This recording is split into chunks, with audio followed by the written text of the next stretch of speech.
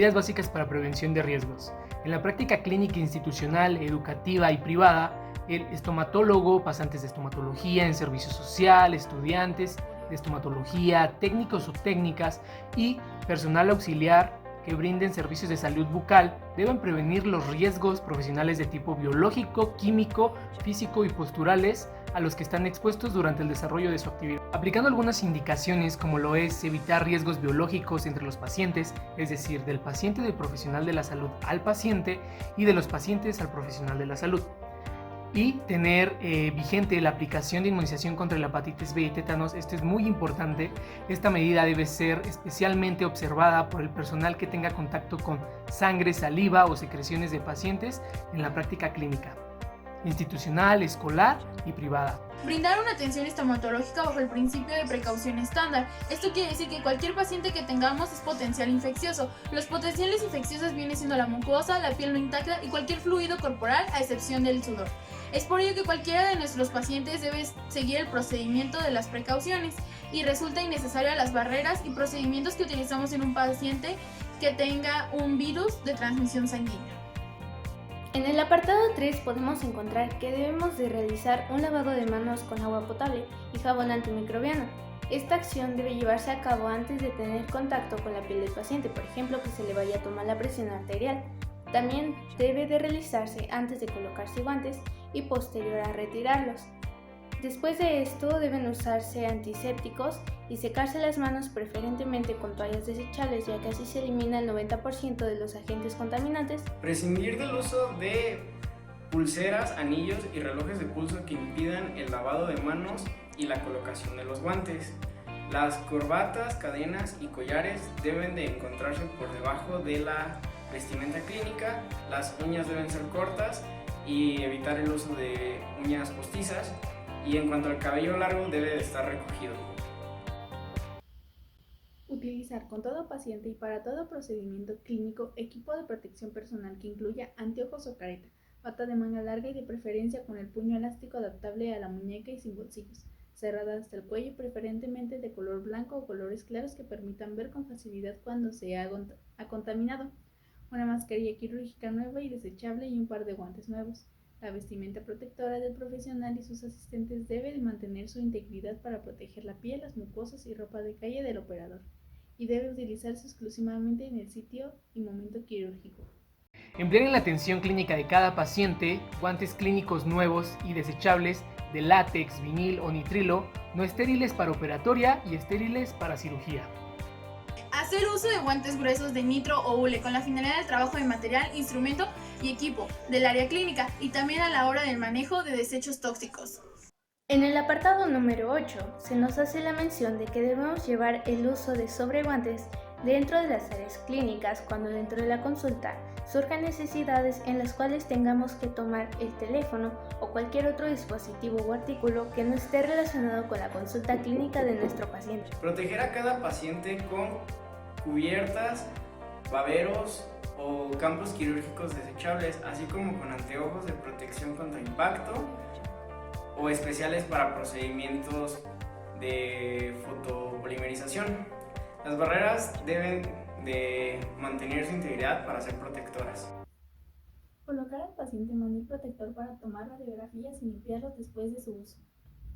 Evitar la exposición del personal durante la toma de películas radiográficas periapicales empleando portarradiografías y o colimadores. Si es prescindible que permanezca en el lugar que la exposición, deberá utilizar un mandil o chaleco de plomo y mantener fuera del haz primario. Hacer uso de material desechable nuevo en cada paciente que tengamos. Utilizar vasos con fondo plano, eyectores y protectores de jeringa triple. Estos deben de ser eliminados al primer uso y no utilizar vasos cónicos o portaconos. Apartado 13. Con cada paciente es importante utilizar agujas estériles y cartuchos de anestesia nuevos. Se debe revisar si la fecha de caducidad está vigente y en caso de que estos se encuentren contaminados deben de sustituirse y no usarse de ninguna manera. Eliminar el exceso de anestesia y desechar los cartuchos. No se deben de reutilizar las agujas ni los cartuchos de anestesia, excepto que sea con el mismo paciente y procedimiento. Desechar y nunca reutilizar las jeringas y agujas desechables, las agujas e hilo de sutura y las hojas de bisturí. Emplear en todo procedimiento quirúrgico solución irrigante estéril y libre de pirógenos. No emplear como irrigante quirúrgico el agua de la unidad dental. Pedir y observar que cualquier paciente que tengamos se enjuague antes de cualquier procedimiento estomatológico. El enunciado 18 nos menciona que debemos de usar un sistema de succión eficiente. Por ejemplo, en la succión baja, esta nos ayuda a eliminar la saliva y el agua que se encuentra en la boca de nuestro paciente, evitando que éste tenga que levantarse y escupir, ya que con el hecho de escupir se contamina nuestro campo de trabajo. También debe de emplearse el uso de hule desechable en caso de que el procedimiento clínico lo requiera. Lavar el instrumental, secarlo, inspeccionarlo y envolverlo para su esterilización de acuerdo a las técnicas y equipo a utilizar. El lavado del instrumental debe de preceder al proceso de esterilización. Atender pacientes solo con instrumental estéril. Esterilizar mediante vapor a presión o calor seco todo el instrumental crítico y semicrítico según las recomendaciones del fabricante. Emplear solo instrumental crítico y semicrítico que se pueda someter a la esterilización mediante vapor a presión o calor seco. Esto se realiza mediante un autoclave. Algún ejemplo de estos instrumentales puede ser el explorador, las pinzas, los forceps, entre algunos otros. Los establecimientos de atención médica y los consultorios estomatológicos deberán de contar con el equipo necesario para la esterilización, que se basa en vapor-presión, que es la autoclave, con la finalidad de poder esterilizar aquellos instrumentos que no sean capaces de procesarse mediante el calor seco, que vienen siendo las piezas de alta y baja velocidad y asimismo los contraángulos. Estos procedimientos se van a basar dependiendo de cada fabricante. En la cláusula 23 se nos hace mención que debemos de realizar una esterilización de las puntas usadas en unidades ultrasónicas, como por ejemplo las fresas, los fresones y las piedras rotatorias, así como también realizar una esterilización de la jeringa triple. La esterilización de esta se puede llevar a cabo impregnando gasas con hipoclorito de sodio a 5000 partes por millón. Después de esto se lavan con agua y con jabón y 30 segundos después de esa desinfección se tiene que drenar, es decir, hacer que el exceso de líquido sea expulsado. Y recordar que este proceso de esterilización se realiza después de atender a cada paciente. Aplicar testigos biológicos cada 2 meses como control de calidad de ciclos de esterilización y llevar registro de resultados. Emplear sobre el equipo y superficies clínicas cubiertas desechables o antes de atender a cada paciente, limpiar la superficie y desinfectarla con desinfectantes de bajo nivel. Las áreas expuestas a los aerosoles y salpicaduras, aquellas que estuvieron en contacto con guantes, material e instrumental contaminado, deberán de lavarse y desinfectarse con desinfectantes de tipo tuberculosida, tales como las lámparas de la unidad dental y de fotocurado, escupideras, unidad radiológica dental, cabezal y braseras. Limpiar y desinfectar los materiales y otros elementos que hayan sido utilizados en el paciente, como portaimpresiones, registros de mordida, aparatos protésicos u ortodóncicos, antes de ser manipulados o enviados al laboratorio. Limpiar y desinfectar el mobiliario, accesorios e instrumentos que estuvieron en contacto con aerosoles o salpicaduras. Asimismo, aquellos que estuvieron en contacto con los guantes e instrumentos contaminados, antes de ser enviados para su mantenimiento o reparación. El apartado 28 nos menciona que hay que suprimir el hecho de recolocar los capuchones a las agujas desechables, ya que por algo son un solo uso. Ya en dado caso que sea estrictamente necesario, se deberá realizar con el mismo paciente, en la misma sesión, sobre una superficie firme y tomando el capuchón con una pinza larga para evitar una contaminación. Pero recordemos que es preferiblemente no hacer esto. Colocar cubiertas impermeables nuevas antes de introducir a la boca del paciente la lámpara de fotopolimerización, cámaras intraorales, las puntas de los dispersores multidosis de materiales dentales, entre otros instrumentos odontológicos.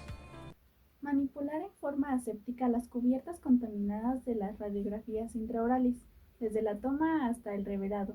Utilizar cubiertas desechables en las cámaras fotográficas y de video o limpiar y desinfectar con sustancias con actividad tuberculosida antes y después de utilizarlas con cada paciente. Separar del establecimiento, ya sea por una atención médica o por un consultorio estomatológico, los residuos peligrosos biológicos infecciosos. En el apartado 33 se nos menciona que debemos de hacer el depósito de residuos peligrosos punzocortantes potencialmente contaminados como las agujas, las hojas de bisturí, las suturas y los alambres de ortodoncia, en recipientes que sean rígidos, que deben de estar hechos de polipropileno color rojo y deben de estar libres de cloro. Deben de tener una separación para las agujas y deben de contar con una apertura para ingresar los residuos. Deben de contar con una tapa de ensamble que sea segura y de cierre permanente. Deben de ser resistentes a la fractura y a la punción, ya que si estos se llegan a caer no deben de lastimar a nadie ni liberar ningún residuo. Deben de contar con la leyenda residuos peligrosos punzocortantes biológicos infecciosos y deben de tener el símbolo universal de residuos biológicos, que es este de aquí. Estos recipientes serán llenados solamente al 80% de su capacidad y después serán trasladados por empresas que estén autorizadas para ello, conforme a la Ley General de Prevención y Gestión de los Residuos. Eliminar directamente al drenaje los desechos recolectados en el aspirador quirúrgico. Lavar y desinfectar la tarja y recipientes con hipoclorito de sodio diluido 1:10. Riesgos profesionales. En la práctica clínica institucional, educativa y privada, el odontólogo, pasante, estudiante, técnico y personal auxiliar que brinde servicios de salud bucal debe prevenir los riesgos de tipo químico, físico y postulares a los que están expuestos durante el desarrollo de su actividad aplicando las indicaciones siguientes. 1. Aplicar los principios de la ergonomía en estomatología para la correcta adaptación física, anatómica y fisiológica y así prevenir futuras lesiones musculoesqueléticas.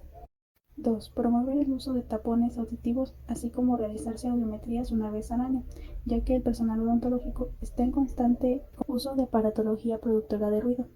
3. El compresor de aire para uso odontológico debe de ser libre de aceites e instalarse en un área con amplia ventilación. 4. El profesional deberá de cumplir con las indicaciones del fabricante para el uso de insumos, como lo es el mercurio, los anestésicos locales, el eugenol y alcoholes.